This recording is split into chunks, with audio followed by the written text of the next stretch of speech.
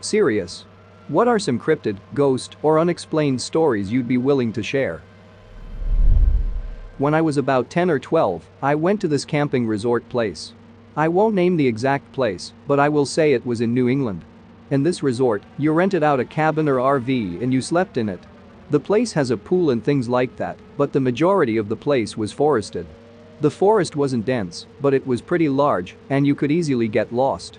The day the sighting happened was just off. Everything just felt weird. Weirdly enough, there wasn't a lot of cicadas or birds singing, even though it was the middle of July. It was like the sky was dead. The fishing was horrible too. Literally no one caught anything. It was like the water was dead as well. Pretty boring day. The pool was fun though. It got even worse when night hit. Everyone else went to sleep, and I stayed up to watch some TV. After a while, I heard some scurrying outside. I really liked animals at that age, still do, so I went to the window to see whatever critter was romping through the leaves. Needless to say, it wasn't a coon or possum. Whatever this thing was, it wasn't natural at all. This thing was really long and skinny. I guess you could call its body dog-like, kind of looked like a greyhound. It was completely hairless. There wasn't even any peach fuzz like a sphinx cat. Its face was the worst part. It was like the mix of a wolf and a baboon. Its eyes were just black marbles. It stared at me through the window. It was crouching then, it looked like it was digging through the dirt. After a few minutes, it stood up. It was bipedal, like a person. The thing must have been like 7 feet tall, it was huge. It ran away after that. I woke up the next morning. I thought that I dreamt the whole thing. I went outside to where I saw the thing. The leaves were disturbed and there was a bare spot of dirt. I never saw that thing again. Anyone know what this can be? Edit. Just noticed that I didn't explain the cryptid's appearance that well. I'll give some basic descriptions. 7 feet tall. Deep, completely black yet shiny eyes. Kind of reminded me of that Vantablack material. Really long arms. Almost at the ankle of the beast. Human ape-like hands, but with dog-like fingers. No nails, but did have claws. White body. Like albino white. Dog human-like legs and feet. 3 apartments I've lived in my lifetime. 1. Late 90s. I was 3 when we moved out, so these are my mom's stories. The apartment smelled of lilacs. When she used her computer, it felt like someone was standing over her watching her. My bio dad always had issues with the apartment, he said it stunk of rot and decay, and it was creepy and he couldn't sleep when he stayed over. My mom would hear footsteps above her even when the upstairs apartment was vacant and smell cigarettes in her kitchen, even though she didn't smoke. One time when I was learning to talk, I kept saying, "Hi Baba," to the wall and waving, and my mom said, "I'm trying to put her to sleep, could you leave us be?" And I followed whatever it was out of the room with my eyes and then said, "Bye bye Baba." My Baba was very much still alive in the late 90s. One night, my mom woke up suddenly, and there was a short elderly woman in a night dress standing in her bedroom doorway with her hair down, and she looked at my mom, left the room and went down the hall. My mom heard her footsteps, followed her, and she just vanished in the kitchen. Where the woman had been walking, smelled of lilacs. All the doors and windows were locked. 2. Our apartment we lived in through the 2000s. We've learned since moving out that the house was built in the 1860s and passed from father to son till the 1970s, when it was converted into an apartment and a law office. The apartment was the back addition and the upstairs of the original house. My mom would frequently see a man dressed in World War I era clothes skulking around her car in the evenings, and if she had to go to the garage at night, where the freezer was, he'd be standing in the garage but would vanish into thin air. She also saw him standing by our front door once when we were coming home and it was raining heavily, and once saw him standing behind her in the bathroom mirror. There was also a woman in a blue dress who walked up and down the hallway between my room and my mom's room in the old part of the house. I remember being afraid to go to the washroom at night because I was afraid I'd run into the woman. I also once saw her in the living room late at night when I went to the washroom, and she told me to go back to bed. When my little brother was 3 or 4, my mom woke up feeling like she was being shaken and a woman saying, "Your son is outside." And my mom found my brother had sleep, walked himself downstairs and opened the door and was standing in the open doorway. 3. My first apartment with my husband was in a really rundown old house. The rooms we occupied would have originally been a nursery, children's bedchamber and Annie's room. My husband frequently worked till 11 or 12 at night, so I was often home alone there at night. I used to order food a lot, and meet the delivery driver down by the road because the house was kind of hard to find. 2 apartment buildings had been built in front of it, and there was a small laneway to get to the house between them, but unless you were looking for the house, it looked like from the road, the apartments were 19, 23 and 21 was missing. Anyway, several times, I looked back up at my apartment to see a man standing in the window, but my apartment was empty and locked when I came back upstairs. My husband and I would also hear children laughing, doors and cupboards would open and close on their own. When I was home alone late at night, it felt like a male presence was standing over me and was upset and angry I was in his space.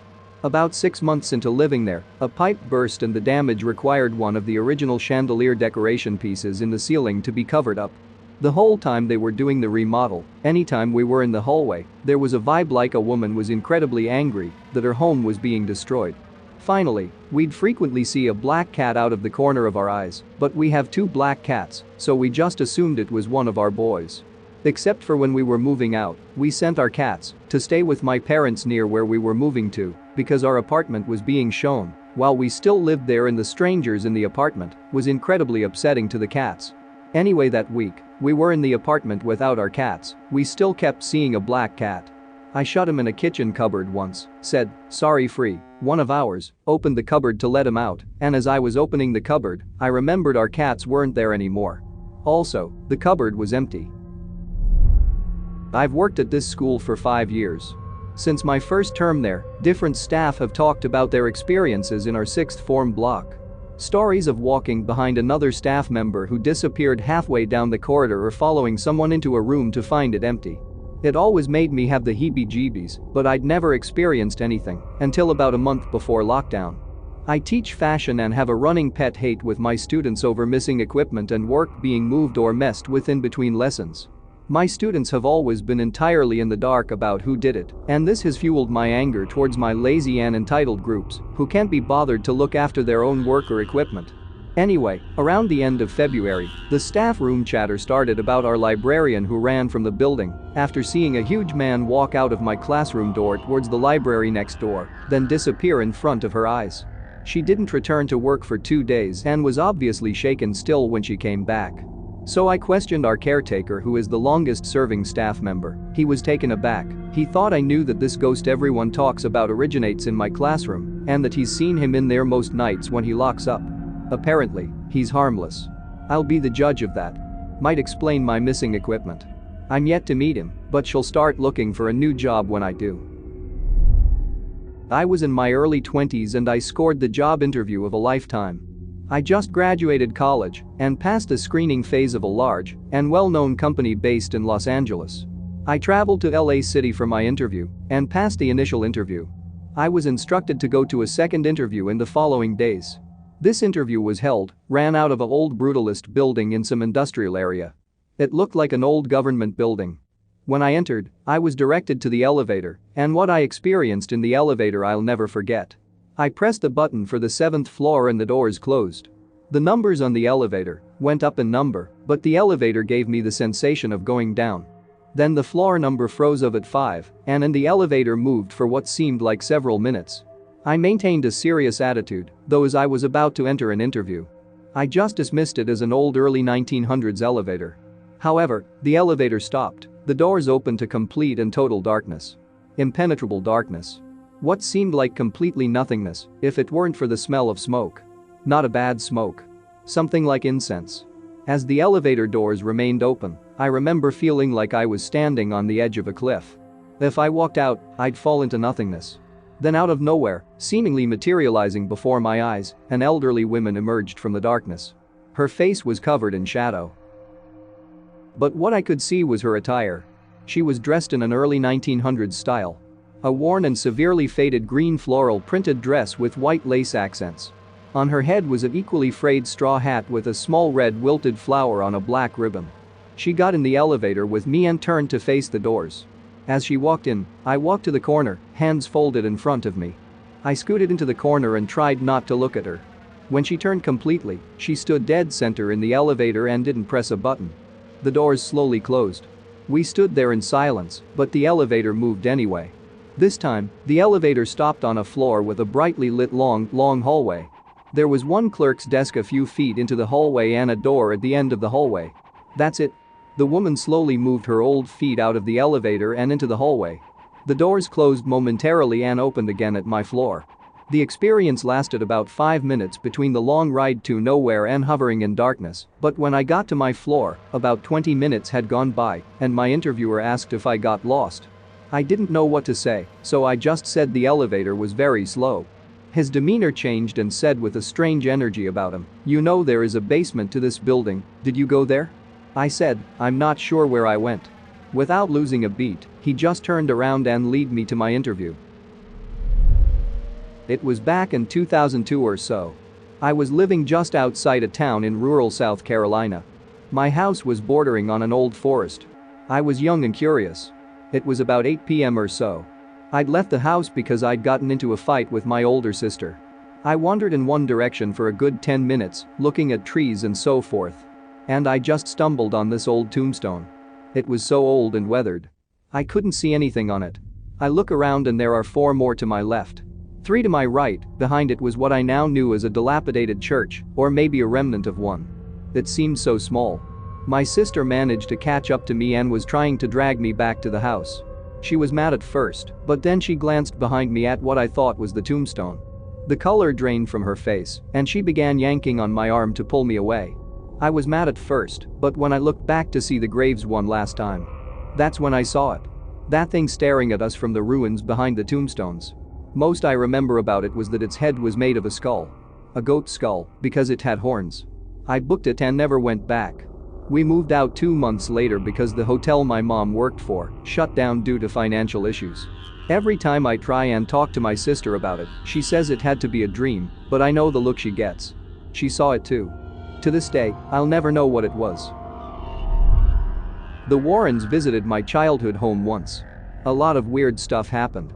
Things being thrown. Voices, terrible smells and things like that. One thing that always stands out is when we were younger, me and my sister shared a room.